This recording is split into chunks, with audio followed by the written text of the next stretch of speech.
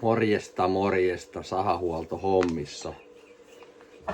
Ja eilen käytössä on ollut Ekko 14 tuumaisella laipalla ja tietenkin TCS 1600 akkukone. Hyvä laite. Musta on vaan latailla akkuja ja laittaa teräketjuöljyyn, niin terottaakin välillä. Moni näitä miettii näitä akkukoneita ja voin sanoa, että en mä itse ainakaan pärjäisi pelkästään akkukoneella, mutta tosi hyvä määrätyishommissa. Varsinkin jos vähän harvennukselle, niin ihan älyttömän hyvä laite. Kyllä se jos 2 akkua on mukana, niin 3 metristä jos sahailet, niin kyllä siellä saa tehdä ihan pitkän päivän 2 akulla. Jos on oikein kivasti kilpaa kasvanutta koivua, niin yhdellä akulla yhtä akkua et saa edes käytettyä kauhean helpolla 6 tunnin, 4 tunnin tekemisellä. Sitten se on kiva että oli harvennus tehty ja olen ollut siellä sitten keräämässä niitä pieniä, mitä on jätetty ennen keruuta sinne vähän maahan, niin ei pörise koko aika eikä me pensaa hukkaa. Koko ajan käytettävissä napista vaan käyntiin. On kyllä näppärä homma, mutta sitten kotona taas jos rupeat katkomaan niin kuin enemmän pätkiä, niin siinäkin toimii omilla rajoitteilla. Tietenkin varmaan joku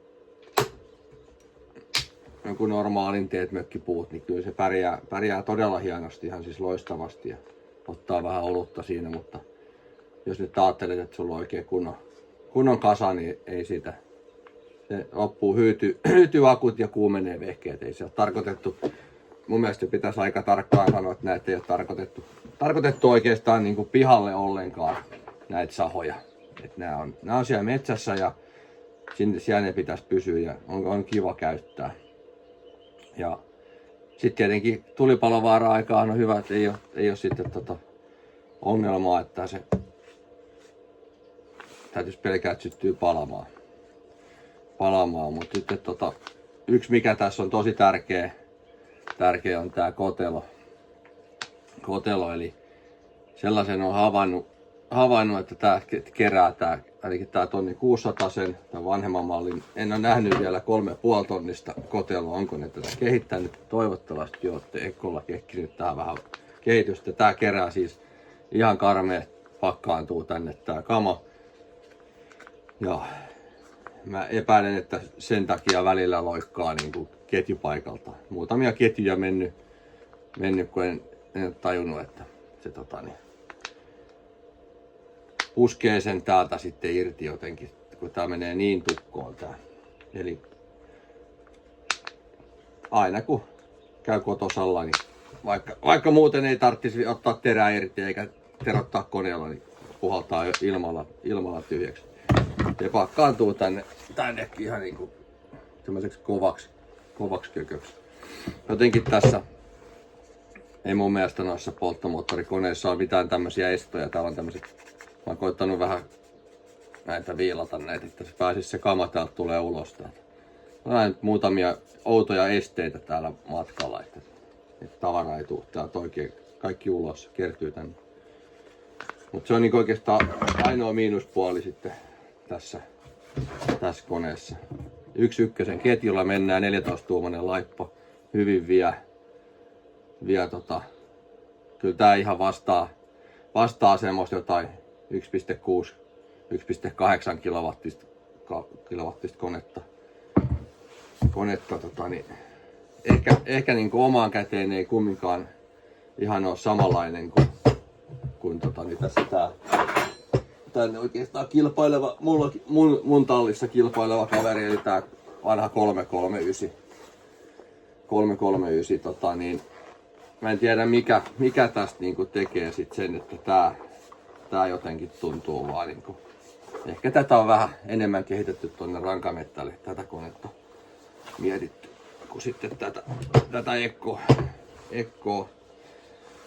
Mutta yksi iso syy saattaa tietenkin olla pelkästään se, että nyt mä katsoin sitä 5000, 3,5 tonnisesta taisi olla eri tavalla, eli täällä on tää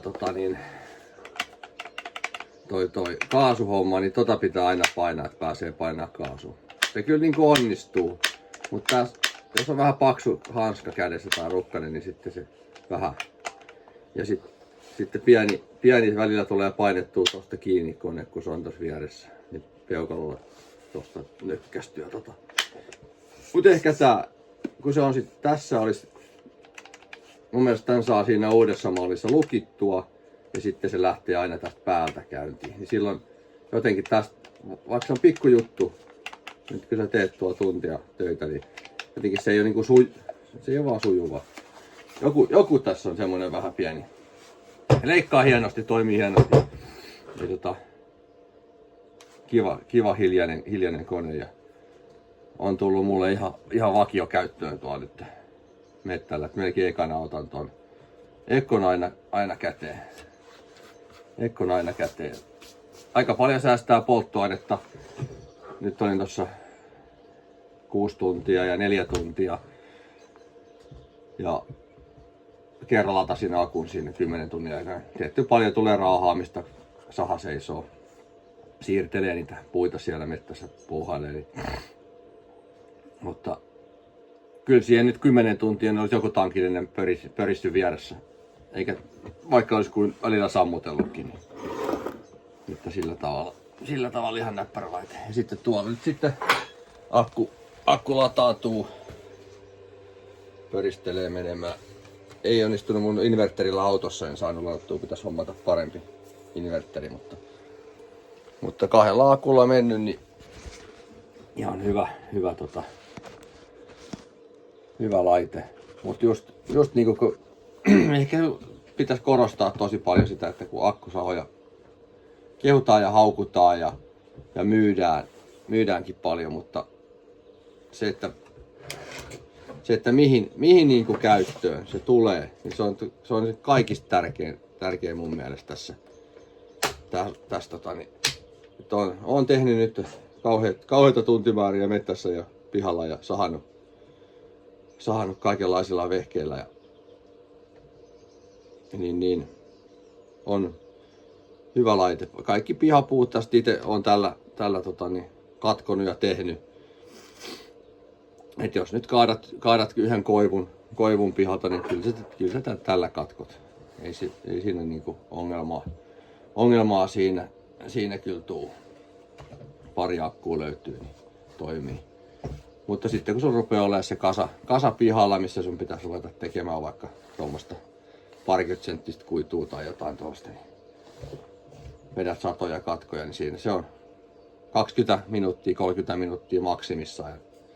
Ne koneet on kiinni ja seis aivan tuli kuumana. Tuli kuumat niin akut ja kone ja se loppui siihen. Että ei saa semmoista urakkaa, et saa pihalla tehtyä tällä. Se on niin kuin hyvä muistaa. Siihen ei missään tapauksessa kannata ainakaan tätä Ekkoa. Enkä usko, että mikään muukaan. En ole käyttänyt. Voisi olla kiva kokeilla muitakin koneita, mutta väitän, että siellä tulee vastaan se kuumeneminen. Ja sitten nyt voisit sanoa tähän kommenttina, että voihan sieltä tietenkin ottaa 5 akkua. No mitäs sitten? Mitäs te teet 5 akulla? No tuon 5 akulla voisi ehkä... No 3 ei riitä. 2 ei riitä ainakaan. No ei sillä 5:stäkään mitään hyötyä, koska tässä tapahtuu sillä tavalla, että kun sä laitat metristä halkoa tuohon telineeseen ja rupeat katkomaan niitä. On kokeiltu. Rupeat katkomaan niitä ja saat aika läjän tehtyä kyllä tällä yhdellä akulla. Ihan kyllä sillä kuukauden polttelee saunaa pari, kun saa tehtyä aika paljonkin, mutta sitten se eka akku loppuu, se on ihan tulikuuma. No, sä tuut talliin ja laitat sen tonne laturiin, niin toi laturi näyttää punaista valoa.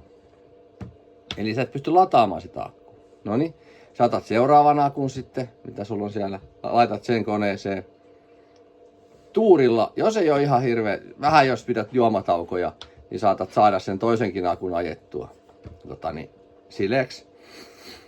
No, leikitään nyt tästä skenaariossa, että sä saat ajettua sen sileeksi, sen toisen akun. Niin sen jälkeen sä tuot sen laturiin tänne näin. No se on kuuma kanssa.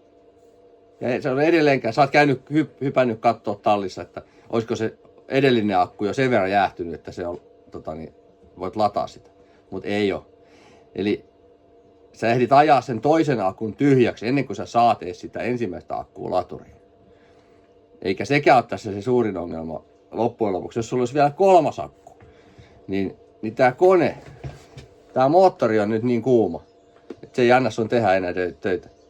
Täällä pystyy ehkä just nippanappa 2 akkua ajaa putkeen tyhjäksi. Ja sit sä et voi tehdä sille enää mitään. Sen jälkeen sun pitää mennä hyllyyn ja käydä repimässä sitten sun Jonsse tai Ekko tai Stilli tai joku, mikä sulla on siellä ja häiritä naapureita.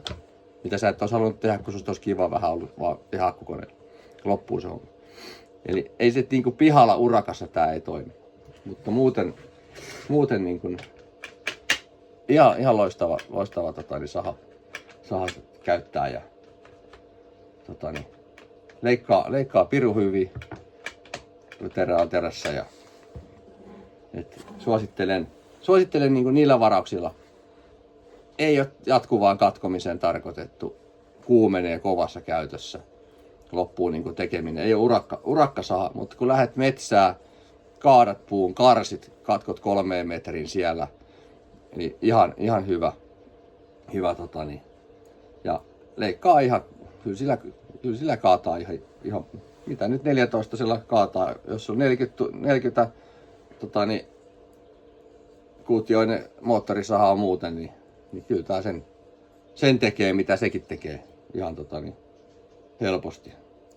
Just eilen 435 kanssa otettiin vähän lähtöjä kisoja uuden Husqvarnan kanssa, niin ihan samoilla leikkuuteholla mennään niinku runkoa poikki. Tietenkin mepä voitin, koska mulla oli pitempi laippa, niin ne oli vaan 13, niin joutui vähän kääntää sitä, niin mä pääsin karkuun. Mutta suosittelen. Laitetaan. Joo. Ei, mutta tuli vaan tällainen mieleen, ajattelin, että jos jotain kiinnostaa, vähän tietää, että miten näitä oikeesti nämä akkuvehkeet toimii, kun kaikki vertaa vaan, että miten ne leikkaa. Ja kaikkihan leikkaa, kun terä on kunnossa, niin kyllä ne leikkaa. Mutta että mitä se käytettävyys oikeasti on. Että mökkisahaksi, jos nyt ajattelisi itselle, että olisi vähän käyttöön, niin kyllä mä varmaan akkusahan sinne hommaisin sinne itselleni. Niin olisi sitten ystävällistä. Joo. Ja mitä? Ciao.